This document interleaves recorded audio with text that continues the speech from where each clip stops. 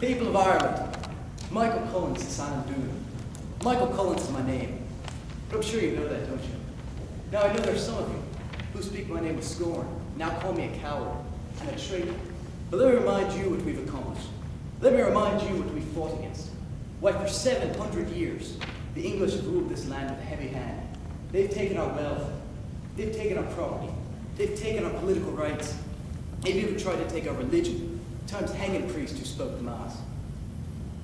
And who could not remember the Great Potato Famine, when 1 million of our people starved with green foam about their lips, while the English, because they're trying to eat rats, while the English, they shipped away our rich wheat to feed themselves. Now this isn't to say we haven't been fighting. For 700 years we have. Even my dear mother, the tender age of 7, she was fighting, when her schoolmaster instructed his pupils to say, "Thank God I'm a happy English child." Only she had the courage to cry out, "Thank God I'm a happy Irish child," though they beat her as a result. I joined this struggle when I was 19. I was working in London, like many other young Irishmen. I was able to find my way into the Irish Republican Brotherhood, the forefront rebel group for Ireland. When 6 years later, in 1960, I first was able to fight. As the war was raging in Europe, I told my English employer that I was going to fight.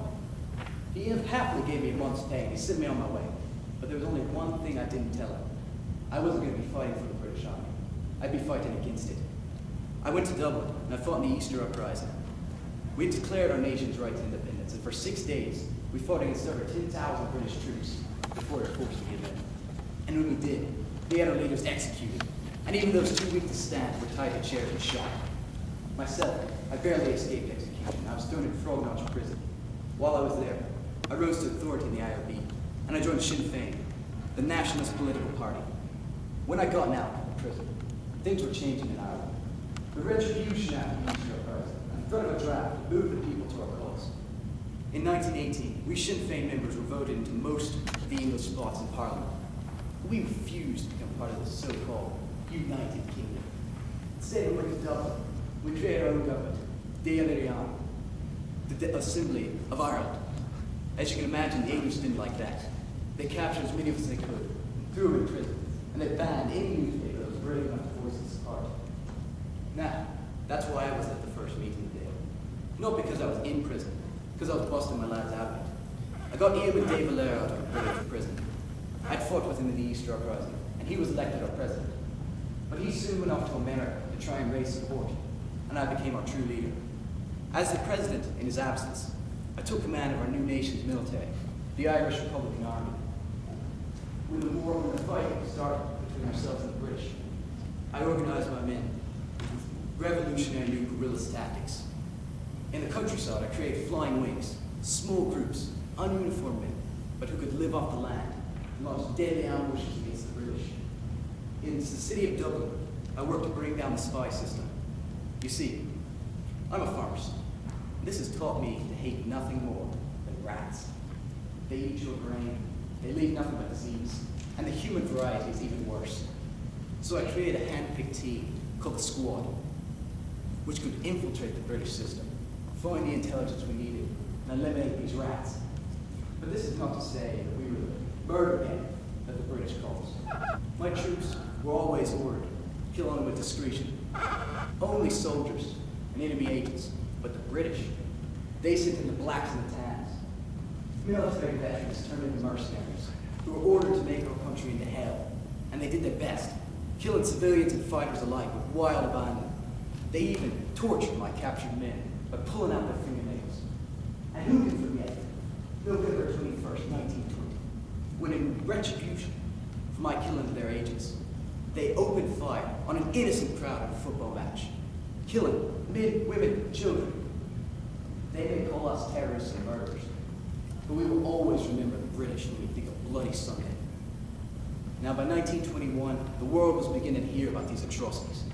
And soon it wasn't just the Irish, but many of the Americans, and many British as well, who wanted this war to end. We hadn't won any major battles. And in fact, we were sitting on the verge of defeat. We'd showed the enemy that they could not win as easily as they hoped, and they were forced to negotiate. Ian de Valera went first, but he was too stubborn, and he couldn't accomplish anything, so instead he sent me. As a military man, I naturally felt out of my element. especially among such famous British politicians as Winston Churchill. But I guess I got the best deal we could have gotten. Ireland is now a free state. It is true, we're still part of the British Empire, and it is true that our leaders must take an oath of loyalty to the Crown. As well, the Protestant North stays in the United Kingdom. But we have the same autonomy in Canada, and this is more free than it's ever been dreamed of before in this country. This may not give us complete freedom we asked for, but it gives us a peaceful stepping stone to achieve it. But nevertheless, I knew De Valera and his radicals would never accept it. In fact, by signing that treaty, I signed my own death warrant. And true enough, as soon as we delegates returned, those opposed were out for blood. 3 long weeks in the Dale were debated, but a treaty passed. Even De Valera, in a fury, stormed off and resigned from his presidency. But then he tried to be re-elected. I was appointed the chairman of the new provisional government that was being formed, and I tried to hold this nation together. Even when those militant branches of the IRA began to fortify themselves in Dublin, calling my government illegitimate, and even when Ian de Valera ordered his men that they should wade through Irish blood, I tried to negotiate. I tried to make a pact. Anything to keep peace. I'd fought enough that I didn't want to fight my own people. Even then we had our June elections. And the public, you stood behind me. You stood behind the treaty. Those militants, although they claimed to fight for democracy, they spurned your will. And they even threatened to establish a military dictatorship. I pleaded with them to see reason. I pleaded with them to abandon their positions in Dublin. But they forced my hand, killing my own men and kidnapping someone. I was forced to bombard them into surrender. Took no pleasure in watching another Eastern uprising from the other side, but I did what I had to do. Now, the new Free State Army, which I've organized, and which I am commander-in-chief, is moving to the countryside. The rebels are in retreat. These guerrilla tactics that they use, they just can't help them.